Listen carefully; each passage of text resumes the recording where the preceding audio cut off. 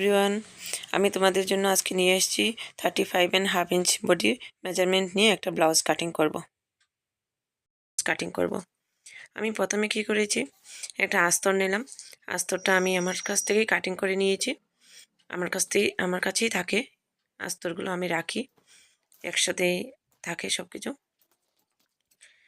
আচ্ছা, এবার আমি কি করলাম, কাটিং করে নিয়েছি আস্তর। তোমরা যতটুকু লাগবে এতটুকু তোমরা নিয়ে নিও আস্তর। প্রথমে জানতে হবে একটা ব্লাউজ কাটিং করতে গেলে প্রথমেই এর লাইলিন কাটতে হয়, মানে লাইলিন মানে আস্তরটা আমি কিভাবে কাটিং করব। আমি প্রথমে আস্তরের ব্যাক পার্ট নেব, কারণ আমার ব্লাউজটা ছিল ব্যাকে ওক। তাই আমি কী করলাম, প্রথমে আমি ব্যাকের লম্বা ছিল 14.5 ইঞ্চ, আমি 14.5 ইঞ্চ নিয়ে লম্বাটা নিলাম। লেন্থটা নেওয়ার পর 1/2 ইঞ্চ আমি এক্সট্রা ছাড়লাম ব্যাকের ওক পট্টির জন্য। এরপর কি করেছি, 5 ইঞ্চ নিয়ে দিচ্ছি কাঁধের মাপ, মানে শোল্ডার। এরপর আর্ম হোল নিলাম 6.5 ইঞ্চ, চেস্ট নিয়েছি 11 ইঞ্চ, টোটাল 8.75। আমি 2 ইঞ্চ এক্সট্রা নিয়েছি, এর থেকেও একটু 1/2 ইঞ্চ এক্সট্রা নিয়ে নিয়েছি। আমি সবসময় একটু বেশি রাখি আমার ব্লাউজ কাটিং করতে।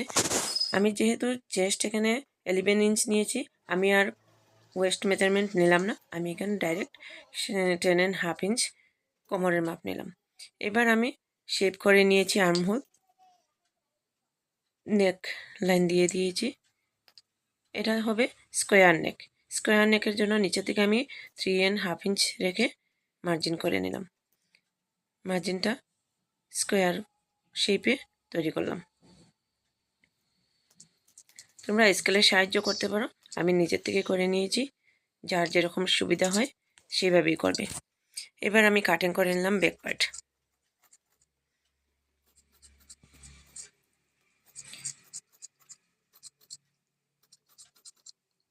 এরপর কি করব, ব্যাক পার্টটাকে নিয়ে এবার ফ্রন্ট পার্ট কাটিং করব মেজারমেন্ট একসাথে নিয়ে।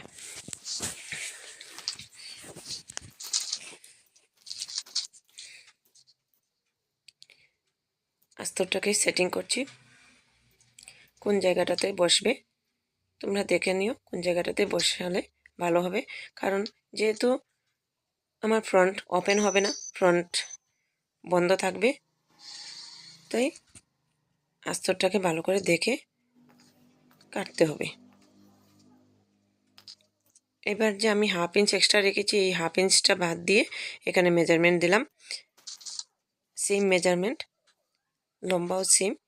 এই জায়গাতে কি করলাম, এখান থেকে শোল্ডার টু এফেক্সের মেজারমেন্ট হয়, এখান থেকে 9.5 ইঞ্চ। আর বডি মেজারমেন্ট অনুযায়ী 2.5 ইঞ্চ এক্সট্রা নিতে হবে। যেহেতু 35.5 ইঞ্চ বডি আছে চেস্টের মেজারমেন্ট, তাই 2.5 ইঞ্চ এক্সট্রা নিতে হবে। এর জন্য ফ্রন্ট নেক ডিপ করে নিলাম। ফ্রন্ট নেক আমি 6.5 রেখেছি, তোমরা খুশি মতো রাখতে পারবে। এবার 9.5 inch shoulder to apex measurement, apex to apex measurement 6.5, তাই 3.25 রেখেছি। নিচে 3.3 থেকে অল্প কম হবে। এবার আমি শেপ করে নিয়েছি।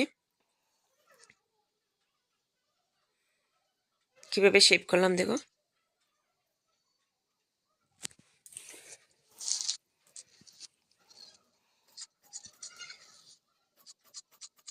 কাটিং করে নিয়েছি, যেভাবে মার্জিন টেনেছি সেই অনুযায়ী কাটিং করে নিয়েছি। নেকটাও কেটে নিয়েছি। এবার প্রিন্স কাট শেপটা তোমরা দেখে নাও কিভাবে কাটলাম। একটু শেপ করে নিয়েছি এই জায়গাটা। এবার মেন পার্ট কাটিং করব। ব্লাউজের মেন পার্ট কাটিং করা একদম সহজ। প্রথমে আস্তর কেটে নিলে আর মেন পার্টে কোনো অসুবিধা হয় না। আমি ডিজাইন দেখে কাপড়টাতে এবার কাটিং করা শুরু করলাম। যেভাবে ড্রয়িং আছে সেইভাবেই কাটিং, কোনো এক্সট্রা মার্জিন নেইনি।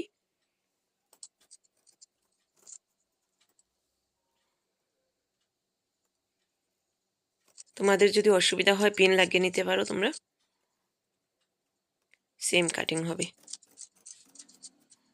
ব্যাক পার্ট কাটিং হয়ে গেল, এবার ফ্রন্ট পার্ট।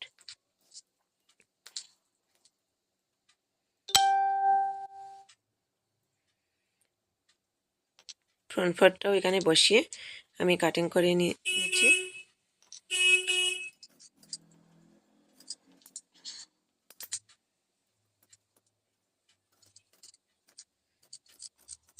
তোমরা দেখো এখানে আমি কিন্তু কোনো মার্জিন নেইনি এক্সট্রা, যেভাবে বসিয়েছি সেম মেজারমেন্ট অনুযায়ী কাটছি।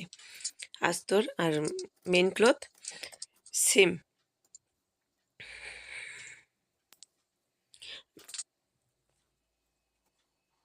এবার প্রিন্স কাটের শেপটাও কেটে নিলাম। একটু শেপটা রাউন্ড করে দিয়েছি সাইডের জায়গাটা।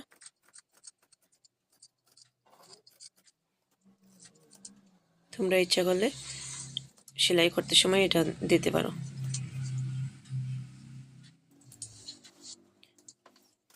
এবার স্লিপ কাটিং হয়ে যাবে এখান থেকে। স্লিপটার লম্বা ছিল 10 ইঞ্চ, আমি এখানে পপ স্লিপ ছিল, একটু কম হয়েছে কাপড়, তাই আমি এখান থেকেই করে নিচ্ছি।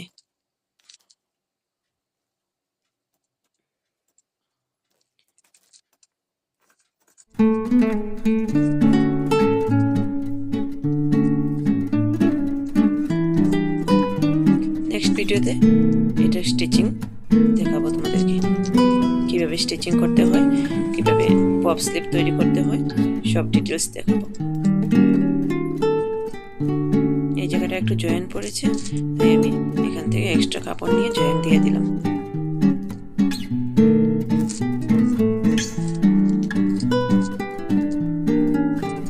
খুব ইজি।